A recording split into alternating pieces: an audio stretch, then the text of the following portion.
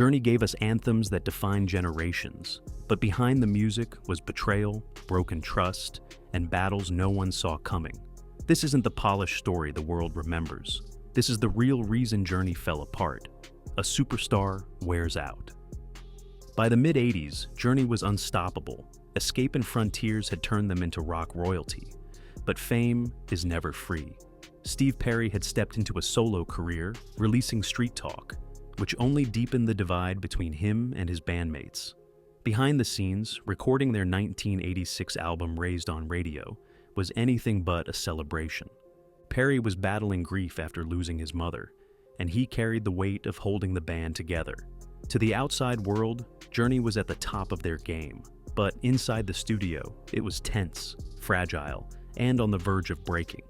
Perry, Neal Schon, and Jonathan Cain clashed constantly, and what should have been another career high point felt more like the beginning of the end. What fans didn't know was that Perry had insisted on producing the album himself, a move that frustrated some bandmates, especially bassist Ross Valory and drummer Steve Smith. Perry wanted tighter control, driven by perfectionism and the emotional turmoil he was going through, but that control came at a cost. Valory and Smith eventually left the project, and suddenly Journey didn't feel like Journey anymore. It felt like Perry with a backing band. The cracks weren't just creative, they were personal.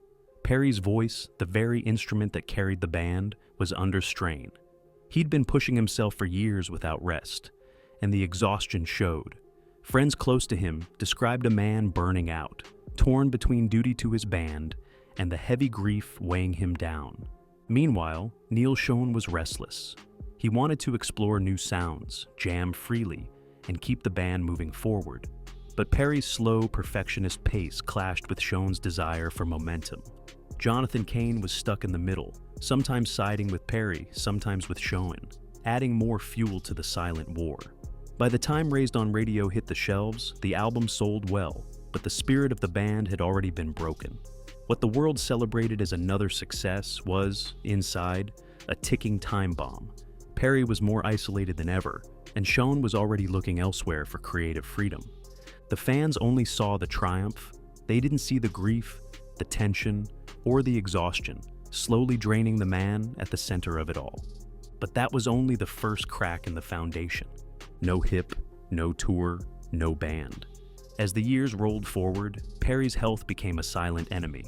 What fans didn't know was that the singer who once commanded arenas with effortless power was quietly battling an injury that threatened his future. His hip was deteriorating, the pain becoming harder to ignore.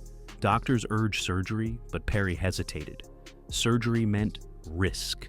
It meant months of recovery. And worst of all, it meant leaving Journey stranded at the height of their momentum. For Perry, the decision was terrifying. He was the face of the band, the voice, the man fans paid to see. To admit he needed time off felt like admitting weakness. But to his bandmates, the constant waiting became unbearable. Neal Schon wanted to hit the road. Jonathan Cain wanted to keep writing, and the rest of the band needed the tour money to keep their lives afloat. Meetings turned into arguments. Schon pushed Perry for a timeline, but Perry dodged the question, hoping his hip might somehow heal on its own. Cain tried to act as a bridge, urging patience, but behind closed doors, frustration boiled. Every month without a tour was another month of lost revenue, another month of uncertainty. What stung the most was Perry's silence. He didn't say no, he didn't say yes. He left the band in limbo, unable to move forward yet, unwilling to fully break apart. For a group that had always thrived on big dreams and bigger risks, the waiting was unbearable. By 1987, Journey simply stopped. There was no official breakup statement, no farewell tour, no dramatic press conference. The machine just ran out of fuel. One by one, members drifted into side projects. Neal Schon, never one to sit still, started chasing new sounds. Jonathan Cain turned his focus towards songwriting. Fans were left puzzled. Journey had been everywhere, and then suddenly they were gone. What made the silence even harder was that Perry never gave them closure. He didn't storm off stage. He didn't announce he was finished. He just stepped back. And for a band whose identity was built around his voice, that quiet retreat was as good as an ending. To outsiders, it looked like Journey had taken a pause. But inside the circle, Everyone knew the truth. Without Perry's commitment, there was no band. The very heartbeat of Journey had gone still, and no one could say if it would ever start again. Yet, Journey's story wasn't finished, because years later, fate would pull them back together. From reunion to rupture. When Journey reunited in 1996, it felt like a miracle. After nearly a decade of silence, fans couldn't believe Steve Perry, Neal Schon, and Jonathan Cain had put their differences aside. The announcement of a brand new album, Trial by Fire, sent shockwaves through the rock world. This wasn't a nostalgia act. It was a chance to prove Journey still had magic left in them. And for a moment, it worked. Trial by Fire was pure alchemy. A record that carried the emotional weight of a band with scars, but still filled with hope. Songs like When You Love a Woman showed Perry hadn't lost his touch, and the album climbed the charts. It wasn't just a comeback, it was a resurrection. Fans braced themselves for what they knew would be one of the most spectacular tours of the decade. But fate had other plans. Just as rehearsals were being whispered about, Perry joined some friends for a hiking trip in Hawaii. What was meant to be a moment of peace turned into disaster. He slipped, injured his hip, and doctors confirmed what they had warned him about years earlier. Surgery was no longer optional. Without it, his mobility would keep declining, and a tour of massive arenas was impossible. The news rattled the band. At first, Schon and Cain urged him to get the surgery quickly so they could move forward, but Perry hesitated. He was scared, not only of the pain, but of the long recovery. Deep down, he feared he might never sing the same way again. For a man whose entire identity was tied to his voice and his presence, that fear was paralyzing. Weeks turned into months. Perry avoided giving a firm answer, and the frustration in the band room reached a breaking point. Schon and Cain knew every day of delay meant millions lost and momentum slipping away. They pleaded, they pushed, but Perry wouldn't commit. Eventually, the choice was clear. Wait for Perry indefinitely, or continue without him. Schon and Cain chose the latter, replacing him with another singer and moving forward. It was a devastating blow.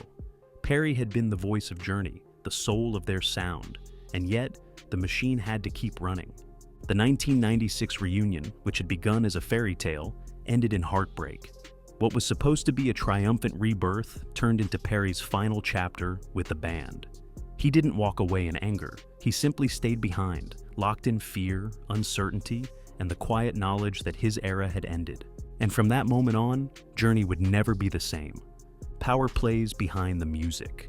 For most fans, Journey's story was always about the music. Timeless songs, sold-out tours, and nostalgia that could fill stadiums even decades later.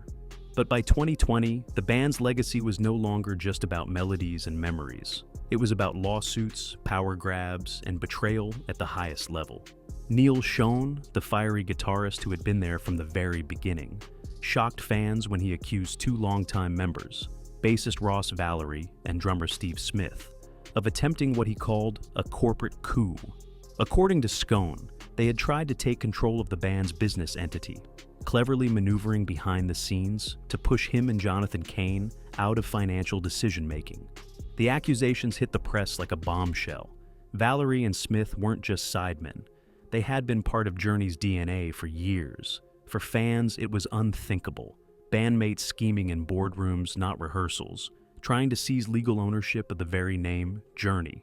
Suddenly, the band wasn't fighting over music or set lists. It was fighting over identity. Schon and Cain struck back immediately, filing lawsuits to stop the alleged takeover. Valory and Smith denied the claims, insisting they were simply exercising their rights as shareholders. But by then, the damage was done. Dirty laundry was being aired in public, and the word Journey wasn't associated with "Don't Stop Believin' anymore.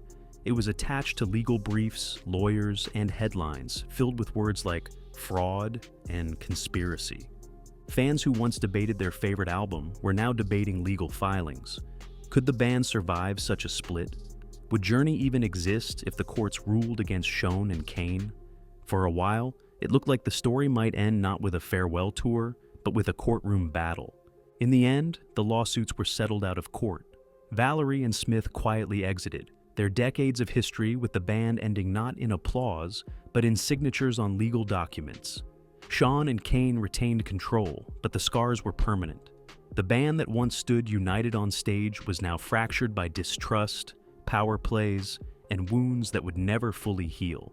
But if the boardroom battles weren't enough, the next fight would cut even deeper, straight into the band's wallet. Money wars on tour. If the boardroom battles weren't messy enough, what came next revealed just how deep the fractures inside Journey really ran. By 2024, the fight wasn't just about who owned the name. It was about how the band's fortune was being spent. Jonathan Cain, the keyboardist who had penned classics like Faithfully and Open Arms, turned his sights on Neal Schon.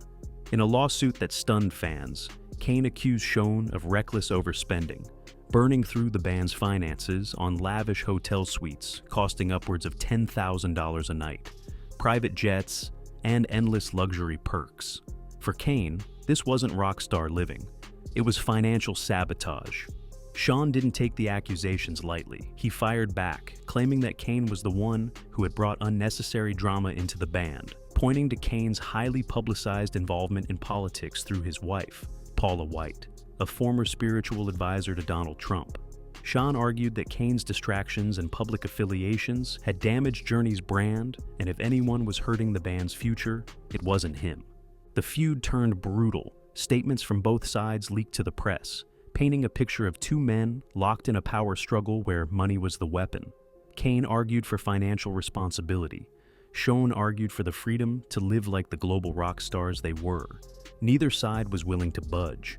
The conflict reached its boiling point when tours were canceled, leaving fans furious and confused.